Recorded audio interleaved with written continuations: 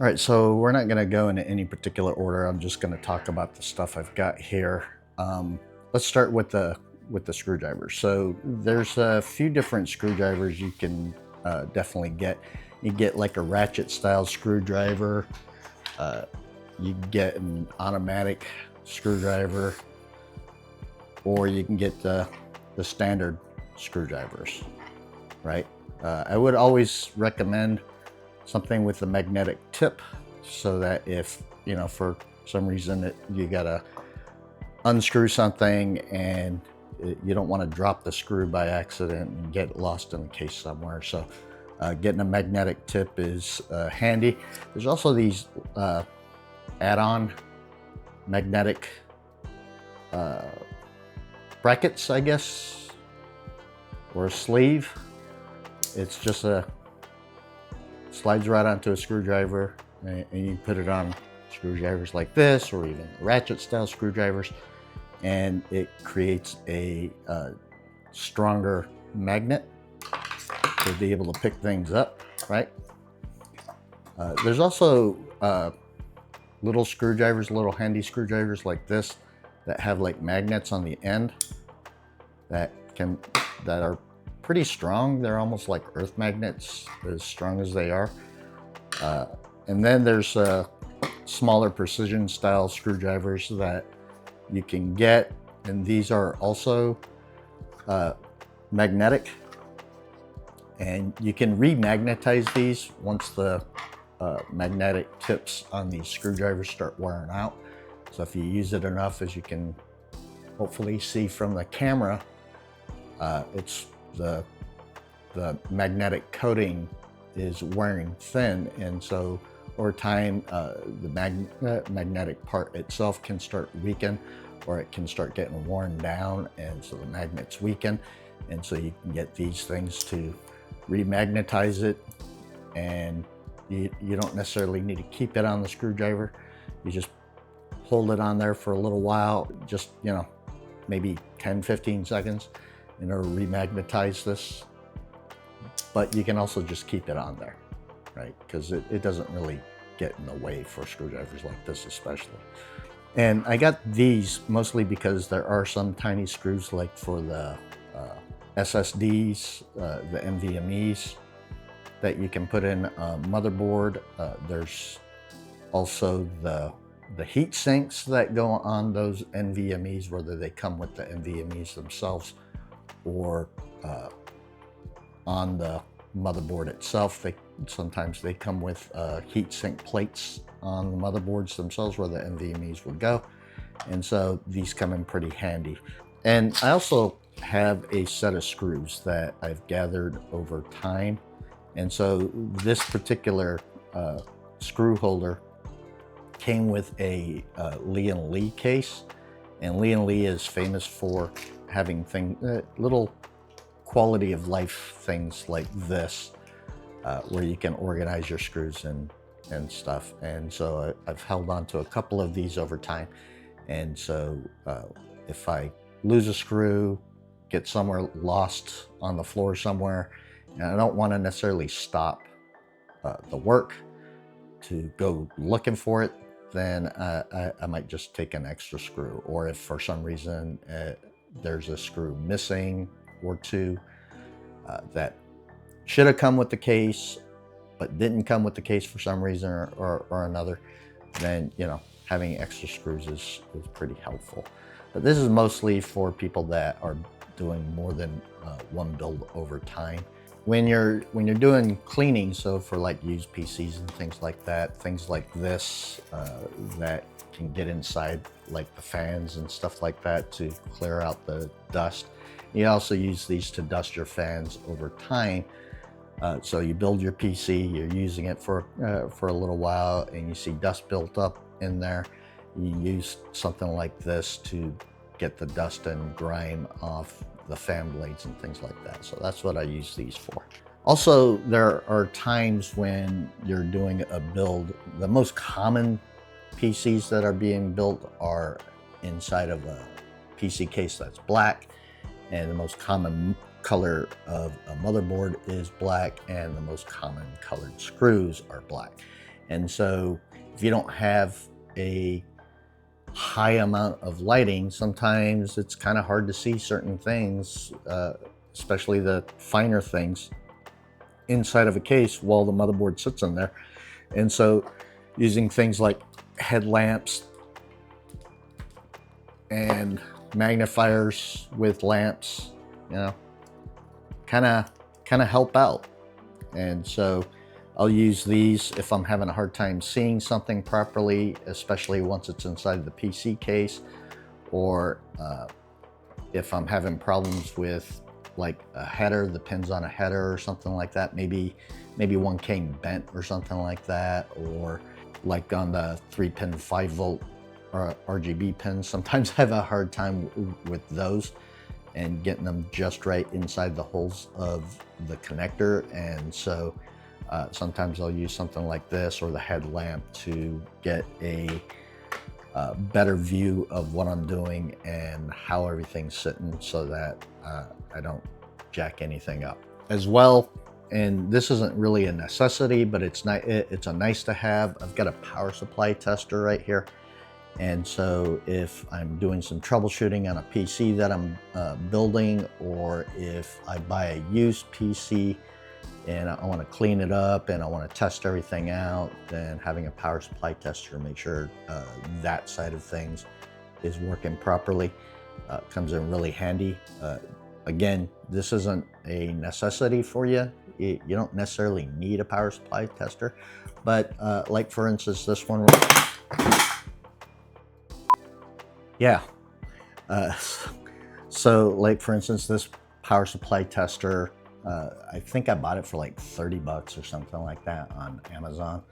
Not a necessity, but it is a nice to have, especially if you're doing troubleshooting. If you're having problems with the PC turning on after you do the build and you're not sure if it's a power supply problem or not, having something like this comes in really handy in tracking down what the problem is. Even if it's not the power supply, if it passes, then you can rule out the power supply for like 99.9% of the time.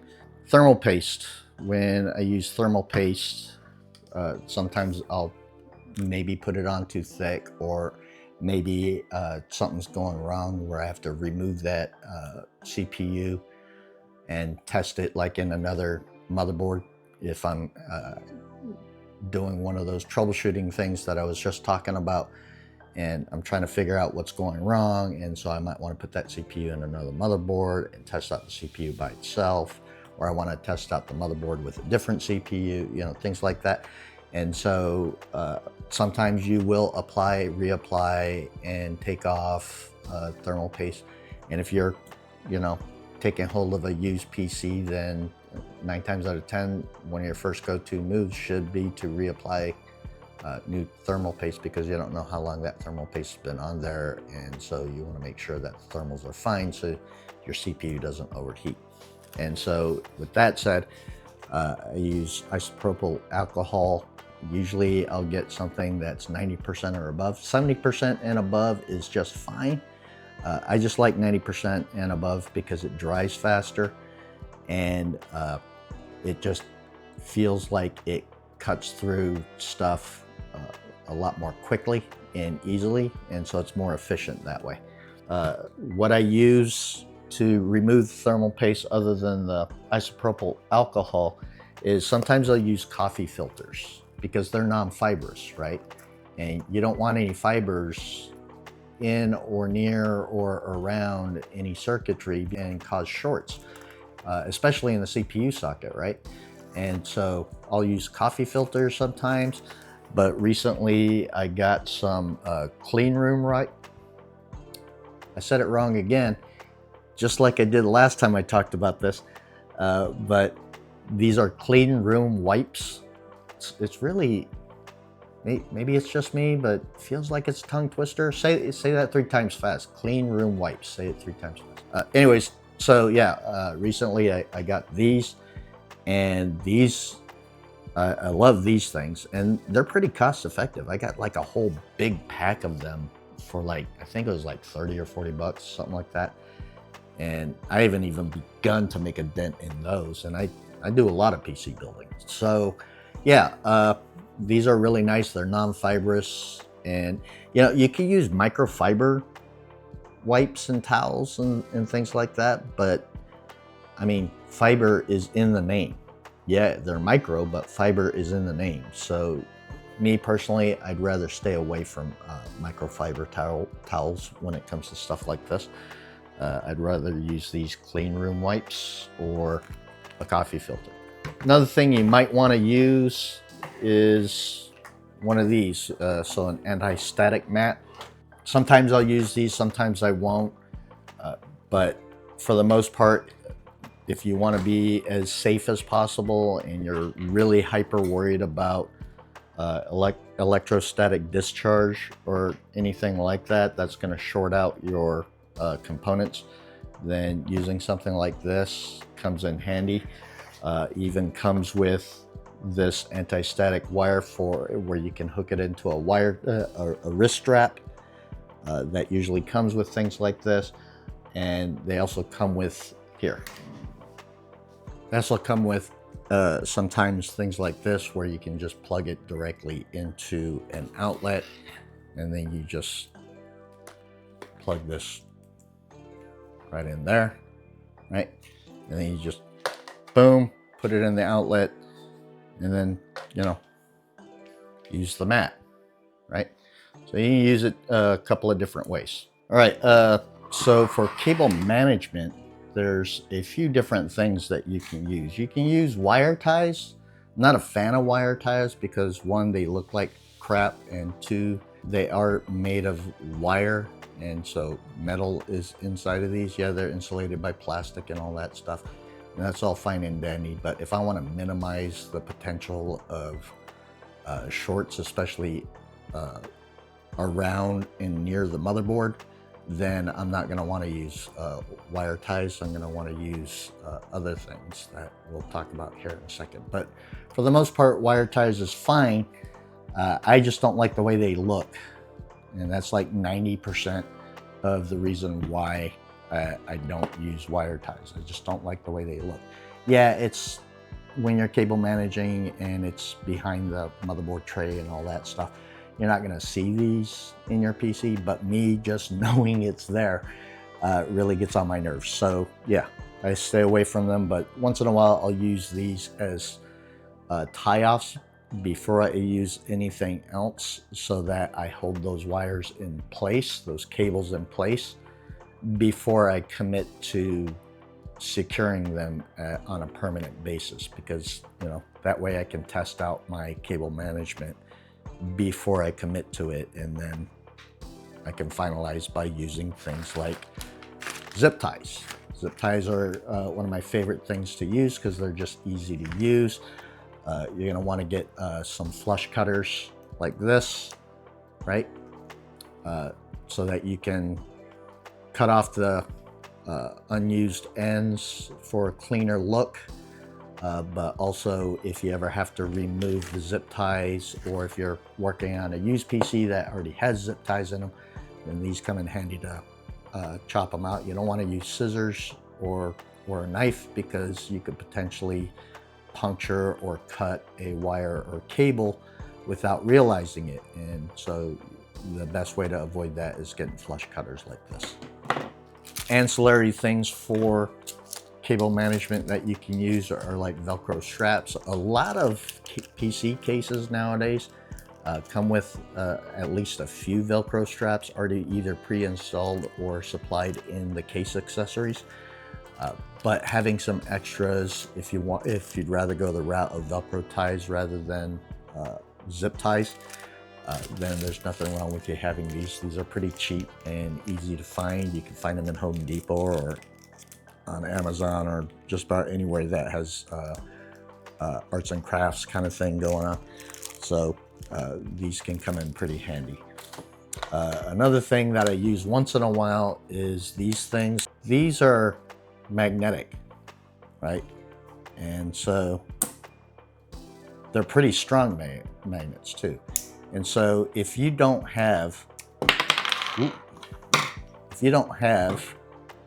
enough tie points in the back of your case for cable management, then you can use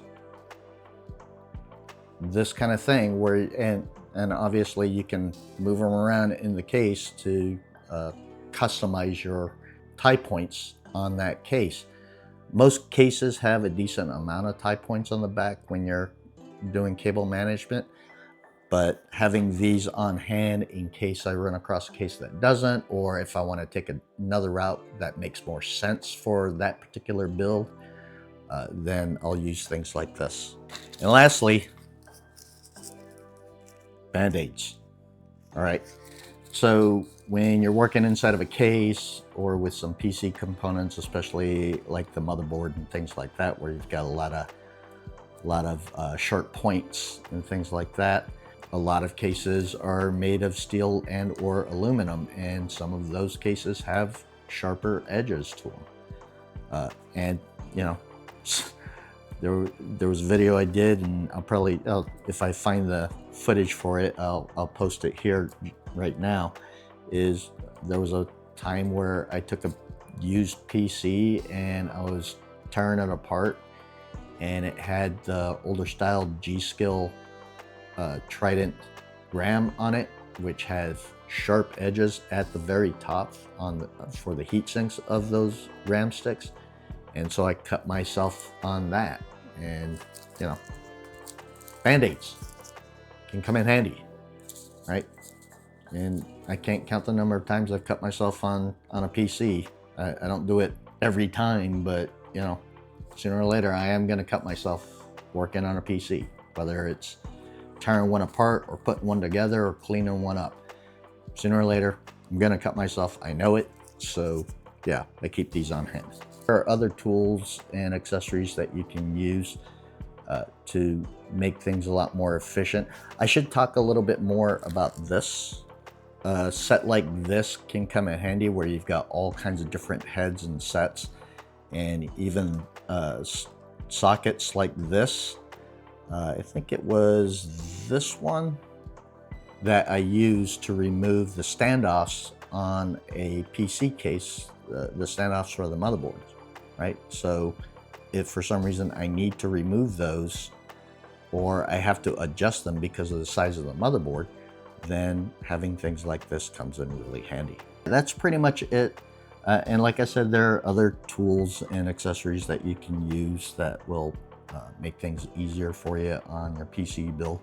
But primarily those things that we just talked about are the main things I use, and they're the most common things I would use in a PC build.